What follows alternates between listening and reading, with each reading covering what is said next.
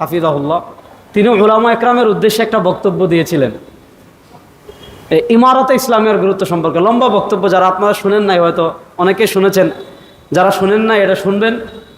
আর এটার বাংলা অনুবাদও হয়েছে, এটা পাওয়া যায় মার্কেটে, এটা পড়তেও পারেন, খারাপ না, এটা ভালো। যে কথাটা আমি বলতে চাচ্ছি সেটা হলো, কাউসারী রহিমাহুল্লাহ যে বলেছেন, এই যে পতিত চিন্তাটা আজকে আমাদের ভিতর এতটা গ্রাস করেছে, এতটা মানে পানির মতো এসেছে যে রাষ্ট্রের শীর্ষ পর্যায়ের ইসলাম নেওয়া, এটাকে আমরা আজকে গুরুত্বপূর্ণ কোনো মেহনতি মনে করছি না। এটার কারণে আমরা আগাতে পারছি না। আপনারা জানেন যে কোনো রাষ্ট্রে যদি আপনি ইসলামকে নিতে চান সর্বোচ্চ জায়গায়, তাহলে মুসলমানদের ভিতর আকীদাগত দ্বন্দ্ব তো থাকবেই। এবং রাসূলুল্লাহ সাল্লাল্লাহু আলাইহি ওয়াসাল্লামের হাদিস এটা দেখেন, খারিজি ফিতনা থেকে ফিতনার সূচনা হয়েছিল। আল্লামা ইবনু ওয়াজির আল ইয়ামানি রাহিমাহুল্লাহ, উনি এরপর ইমাম শাতিবী রাহিমাহুল্লাহ আল ইতিসামে, ইবনু ওয়াজির আল ইয়ামানি ওনার আল আওয়াসিম ওয়াল কাওয়াসিম ফি যাব্বি আন সুন্নতি আবিল কাসিম, শানদার কিতাব। এখানে তেমন তিনি যেমন খেলাফত নিয়ে যেমন আলোচনা করেছেন, রাষ্ট্র নিয়েও যেমন আলোচনা করেছেন, ঠিক তেমনিভাবে মুসলমানদের বিভিন্ন ফিরাক নিয়ে আলোচনা করেছেন। একটা কিছু জায়গায় মানে মুসলমানদের মানে যারা কালেমাতে বিশ্বাসী তাদের সবার এক থাকা দরকার। যেমন মনে করেন বাংলাদেশের, আমি কিছু বলি, যেমন মনে করেন শিক্ষানীতি, শিক্ষা সিলেবাস, এই যে শিক্ষা সিলেবাস, এটার ব্যাপারে সব মুসলমানের যারা কালেমায় বিশ্বাসী তাদের একতাবদ্ধ থাকা দরকার। একতাবদ্ধ থাকার অর্থ এই নয় যে আপনি একটা কমিটি করবেন, এই কমিটির একজন সভাপতি হবে, এই কমিটির একজন সেক্রেটারি হবে, এই কমিটির অধীনে কাজ হবে, এটার নাম ঐক্য না। কারণ আমাদের দেশের অভিজ্ঞতা হলো, আপনি কমিটি ভিত্তিক ঐক্য করতে গেলে ওই ঐক্য থেকে অনৈক্য সৃষ্টি হয়। এটা হলো বাস্তব কথা। অর্থাৎ যদি জাতীয় বা ইসলামের সামগ্রিক কোনো ইস্যু আসে, এমন কোনো বলয় থাকা দরকার, এমন কোনো প্ল্যাটফর্ম থাকা দরকার, অথবা এমন সুসম্পর্ক থাকা দরকার, বলয় বাদ দেন, প্ল্যাটফর্ম বাদ দেন, এমন সুসম্পর্ক থাকা দরকার যে সুসম্পর্কের কারণে সবাই যার যার ঘরানা থেকে, যার যার জায়গা থেকে এক সুরে, এক কণ্ঠে, এক আওয়াজে কথা বলবে। তো আমাদের মুরব্বীরা এই যে একটা সুসম্পর্ক তৈরির মেলাবন্ধন,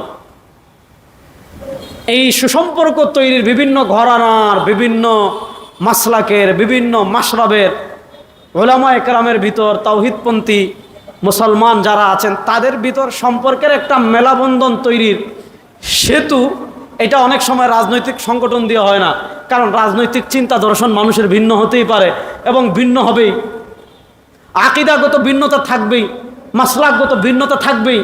কিন্তু এর ঊর্ধ্বে উঠে একটা সম্পর্কের মেলাবন্ধন তৈরি করার জন্য একটা তানজিমের প্রয়োজন, একটা সংগঠনের প্রয়োজন, যারা কোনো রাজনৈতিক এজেন্ডা পারপাস সার্ভ করবে না, যারা কোনো আকীদা ভিত্তিক, আকীদাকে কেন্দ্র করে কাজ করবে না, বরং পারস্পরিক সম্পর্ক তৈরি করার জন্য কাজ করবে। এই উদ্দেশ্যকে সামনে রেখে আমাদের মুরব্বীরা জাতীয় উলামা শায়খ আইম্মা পরিষদ গঠন করেছেন। দেখেন, আমি সব জায়গায় কথা বলি, এখানেও বলি, বিভিন্ন জায়গায় বলি, আমি হানাফি 100, আমি আশআরি মাতুরিদি 100, আমি দেওবন্দি 100। আপনি যদি এখানে আশআরি মাতুরিদের আকীদা নিয়ে কথা বলেন, আমি এখানে খণ্ডন করব। আপনি যদি এখানে হানাফি ফিকহ নিয়ে কথা বলেন, আমি এখানে খণ্ডন করব। আপনি যদি এখানে মাসলাকে দেওবন্দ নিয়ে আলাপ করেন, আমি এখানে আলাপ তুলব। এগুলা বিভিন্ন বড় জায়গায় আমি বলেছি। আমি 100 আশআরি মাতুরিদি আকীদা, আপনি সিফাতের মাসালায় আমাদের আশআরি মাতুরিদের যে আকীদা তাফসীর তাবিল নিয়ে কথা বললে আমি এখানে খণ্ডন করব। আপনি আমাদের হানাফিদের আমল, সালাত যেগুলো নিয়ে আপত্তি করলে আমি যেখানে আপত্তি করবেন সেখানে খণ্ডন করব। আকীদার ক্ষেত্রে, আমাদের মানহাজের ক্ষেত্রে আমি এক চুলও কাউকে ছাড় দিব না। এবং আমি এটাও বিশ্বাস করি না যে আকীদা ঐক্যের নামে, উদারতার নামে আপনি নিজের আকীদা বিশ্বাস বিসর্জন দিয়ে দিবেন। ঐক্যের অর্থ আপনি মাসলাক ছেড়ে দিবেন, ঐক্যের অর্থ আপনি আকীদা ছেড়ে দিবেন, ঐক্যের অর্থ আপনি মাযহাব ছেড়ে দিবেন। এমন ঐক্য আমি বিশ্বাসও করি না। এমন ঐক্য কখনো টেকসই হয়নি। ইসলামের ইতিহাসে যত ঐক্য এই ধরনের হয়েছে, এগুলো থেকে আরো ফিতনা তৈরি হয়েছে। এখন আমাদেরকে কি করতে হবে? সবাই যার যার আকীদা আপন জায়গায় রেখে, সবাই যার যার মাসলাক আপন জায়গায় রেখে, সবাই যার যার মানহাজ আপন জায়গায় রেখে, এমন একটা বিপুল বড় ইস্যু যখন সামনে আসবে, বড় মাকসাদ যখন সামনে আসবে, তখন আমরা যেন একসাথে, এক কণ্ঠে, এক আওয়াজে কথা বলতে পারি। এজন্য আমাদের পারস্পরিক সম্পর্ক থাকা, পারস্পরিক সৌহার্দ্য থাকা, চুক চাওয়াচাওয়ি করা, মাঝে মধ্যে বসা, চা খাওয়া, মাঝে মধ্যে গল্প করা, মাঝে মধ্যে সংলাপ করা, এগুলোর মাধ্যমে অনেক সহাবস্থান তৈরি হয় এবং আলেমদের ভিতর, বিভিন্ন রাজনৈতিক দলের ভিতর পরস্পর একটা সম্পর্ক তৈরি করার কাজ ওলামা মাশায়েখ আইম্মা পরিষদ করতে থাকবে ইনশাআল্লাহ। 2 নম্বর আরেকটা কথা বলে আমি শেষ করব। দেখেন, আপনি সারা রাত পানি সিঞ্চন করেছেন, আপনারা বরিশালের মানুষ ভালো বুঝবেন, আপনি কিন্তু শুরুতেই মাছ ধরতে পারবেন না।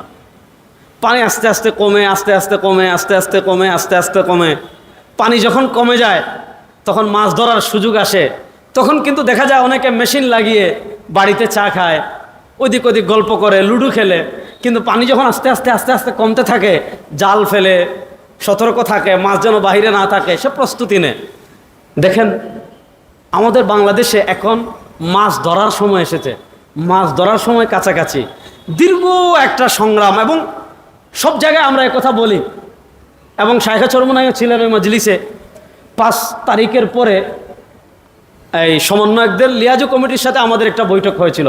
সেখানেও আমরা বলেছিলাম যে বিভিন্ন মন্দিরে নাকি হামলা হচ্ছে, যদিও এগুলা গুজব ছিল। বাংলাদেশে ইসলামপন্থী না কেউ কোনো মন্দির ভাঙচুর করেনি। এগুলা যারা আওয়ামী লীগ, হিন্দু আওয়ামী লীগার যারা ছিল, তারাই ফিতনা সৃষ্টি করার জন্য, তারাই তাদের কিছু মন্দির হয়তো ভাঙচুর করতে পারে। কোনো মুসলমান, কোনো তাওহীদপন্থী, কোনো বাংলাদেশি কোথাও কোনো মন্দিরে আঘাত করেছে এমন নজির কেউ দেখাতে পারবে না। এবং আপনারা দেখেছেন ফরিদপুরে আমাদের 2 ভাইকে পিটিয়ে হত্যা করা হয়েছে, তারপরে কোনো মন্দির ভাঙচুর হয় নাই। সুতরাং মন্দির ভাঙচুরের গল্প বাংলাদেশে না, কলকাতায় করেন, বাংলাদেশের গল্প চলে না কখনো। তো আমি যেটা বলছিলাম, ওখানে আমরা তাদেরকে বলেছি যে আজকে আপনারা বিপদে পড়েছেন, আমাদের কাছে আসছেন, আলেমদের কাছে আসছেন। এবং আমরা গত 3-4 দিন আগে শিক্ষা বিষয়ক উপদেষ্টাকে এই কথা বলে আসছি যে আপনারা যখন রাষ্ট্রীয় কোনো বিপদে পড়বেন, আলেমদের কাছে আসবেন। তখন জানেন আলেমদেরকে, শুনেন, এই যে স্বৈরাচার পতন হয়েছে, এই স্বৈরাচারের পতনের পিছনে আপনারা মনে করবেন না ছাত্র জনতার একক অবদান। শুনেন, যখন এই স্বৈরাচারের বিরুদ্ধে কেউ কোনো কথা বলতে পারে নাই, তখন আলেমরা মসজিদে কথা বলেছেন, খানকায় কথা বলেছেন, ওয়াজ মাহফিলে কথা বলেছেন, বিভিন্ন জায়গায় কথা বলেছেন। তাহলে এই যে ফ্যাসিস্ট বিরোধী চেতনা, এই চেতনা আম পাবলিকের ভিতর জাগরণ রাখতে সবচেয়ে বেশি যারা কাজ করেছেন তারা হলেন ওলামায়ে কেরাম। এজন্য ওলামায়ে কেরাম, আমি শেষ করছি, শায়েখের অনেকগুলো গুরুত্বপূর্ণ প্রোগ্রাম আছে, তারপর আমি 2 মিনিট সময় নিচ্ছি শায়েখ একটু।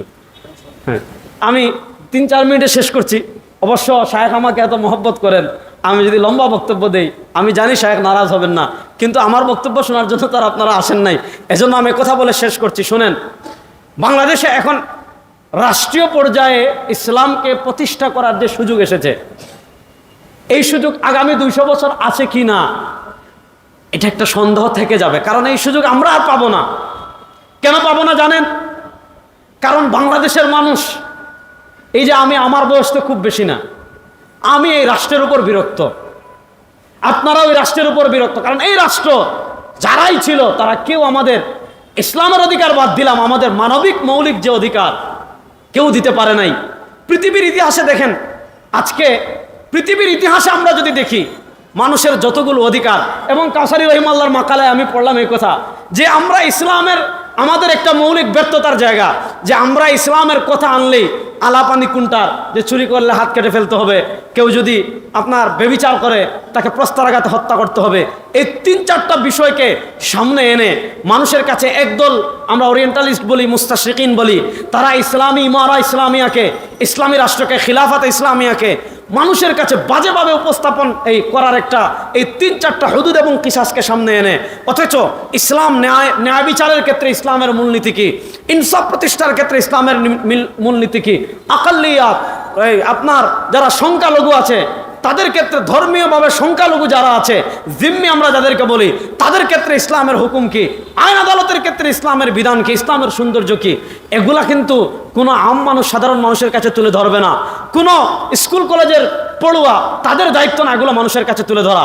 আমরা যেহেতু ইসলামী শরিয়া পড়েছি, আমরা যেহেতু ইসলামী শরিয়া নিয়ে গবেষণা করি, আমি প্রত্যেক মসজিদের ইমামদের কাছে এই অনুরোধ রেখে আমার বক্তব্য শেষ করব। আমি প্রত্যেক ইমামের কাছে, প্রত্যেক আলেমের কাছে, প্রত্যেক শায়েখের কাছে, প্রত্যেক পীরের কাছে আমি এই অনুরোধ করব, আপনি যদি পীর হন, আপনার মুরিদদের কাছে আপনি ইসলামী ইমারতে শরঈয়া, ইসলামী রাষ্ট্রের সৌন্দর্য তুলে ধরেন। আপনি যদি ইমাম হন, আপনার মুসল্লিদের কাছে আপনি ইসলামের সৌন্দর্য তুলে ধরেন। আপনি যদি বক্তা হন, আপনি আপনার শ্রোতাদের কাছে ইসলামের সৌন্দর্য তুলে ধরেন। রাষ্ট্রে যদি রাষ্ট্রীয়ভাবে যদি দ্বীন প্রতিষ্ঠা হয়, রাষ্ট্রীয়ভাবে যদি ইসলাম প্রতিষ্ঠা হয়, আপনি কি কি নাগরিক সুবিধা পাবেন, আপনি কি কি ব্যক্তিগত সুবিধা পাবেন, আপনি ব্যবসা বাণিজ্য করলে ইসলাম আপনাকে কি কি সুবিধা দিবে, আপনি যদি বিদেশে ইম্পোর্ট এক্সপোর্টের ব্যবসা করেন, ইসলাম আপনাকে কি সুবিধা দিবে, যদি ইসলাম আসে ব্যাংকিং খাতে আপনি কিভাবে সুবিধা পাবেন, কিভাবে সুদের করাল গ্রাস থেকে আপনি মুক্তি পাবেন। আমি সকল আলেমদেরকে বলবো, সাধারণ মানুষের কাছে ইসলামের সৌন্দর্য তুলে ধরুন। আপনি যদি পীর হন, মুরিদদের কাছে তুলে ধরুন। আপনি যদি ব্যবসায়ী হন, যারা আপনার কাছে আসবে আপনি ভ্রাম্যমান দায়ী হয়ে যাবেন। আপনি যদি ইসলামকে লালন করেন, ব্যবসা করেন, আপনার ব্যবসা, আপনার দোকানে যারা আসবে 1 মিনিটে তাদেরকে আপনি মোটিভেশন দেন যে ইসলাম আসলে এই সৌন্দর্য হবে। এইভাবে আমরা যদি ধীরে ধীরে ধীরে ধীরে ধীরে ধীরে মানুষের মন মানসিকতা এই 1 বছরকে টার্গেট করে আমরা কাজ করি, 1 বছরে যদি আমরা ইমারতে ইসলামিয়া, ইসলামী রাষ্ট্রের সৌন্দর্য মানুষের কাছে তুলে ধরতে পারি, বাংলাদেশের মানুষ আর কাউকেই ক্ষমতায় নেবে না, ইসলামকেই ক্ষমতায় নেবে ইনশাআল্লাহ। এজন্য আমি এই অনুরোধ করে শেষ করব, যদি আপনার পিছনে কেউ লেগে থাকে, শুনেন, দুনিয়াতে দেখেন রাসূলুল্লাহ সাল্লাল্লাহু আলাইহি ওয়াসাল্লাম যদি মাক্কি জীবনের সমালোচনাকে পাত্তা দিতেন, রাসূলুল্লাহ সাল্লাল্লাহু আলাইহি ওয়াসাল্লাম যদি মাদানী জীবনের সমালোচনাকে পাত্তা দিতেন, রাসূলুল্লাহ সাল্লাল্লাহু আলাইহি ওয়াসাল্লাম এত কাজ করতে পারতেন না। ইসলামের ইতিহাস হলো এটাই। এই জন্য কে আপনাকে কি বলল, কে আমাকে কি বলল, কে আপনাদেরকে কি বলল, কে আপনার সংগঠনকে কি বলল, কে ট্রল করলো, কে কি করলো, এগুলা গুনার ভাই টাইম আমাদের আছে। আমরা কাজ করব। শুনেন, পৃথিবীতে কাজই থাকে, সমালোচনা হারিয়ে যায়। আল্লাহ রাব্বুল ইজ্জত ওয়াল জালাল পরিপূর্ণ একনিষ্ঠতার সাথে, ইখলাসের সাথে, বিশুদ্ধ পন্থায় আইয়াকুনা খালিসান আইয়াকুনা সাওয়াবান, যেটা ফুজাইল ইবনে ইয়াজ রাহিমাহুল্লাহ বলেছেন, আল্লাহ নববী পন্থায়, রাসূলুল্লাহ সাল্লাল্লাহু আলাইহি ওয়াসাল্লামের দেখানো পন্থায় বিশুদ্ধভাবে ইখলাসের সাথে আমাদের সবাইকে দিনের কাজ করার তৌফিক দান করেন। আল্লাহ রাব্বুল ইজ্জত ওয়াল জালাল যে কথাগুলো বললাম, ইন আসাবতু ফামিনাল্লাহ ওয়া ইন আখতাতু ফামিন্নি ওয়া মিনাশ শাইতান, সুবহানাকাল্লাহুম্মা বিহামদিকা আশহাদু আল্লা ইলাহা ইল্লা আনতা আস্তাগফিরুকা ওয়া আতুবু ইলাইক। আসসালামু আলাইকুম।